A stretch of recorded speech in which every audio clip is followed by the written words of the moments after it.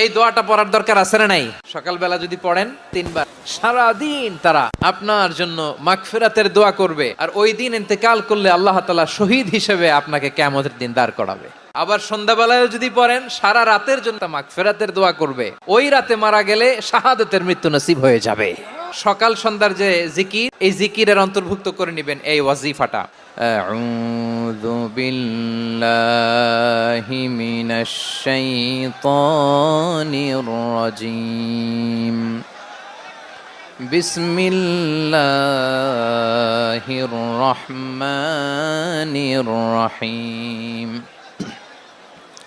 হুয়াল্লাহুল্লাযী লা ইলাহা ইল্লাহু আলিমুল গায়বি ওয়াশ শাহাদাতি হুয়ার রহমানুর রহিম।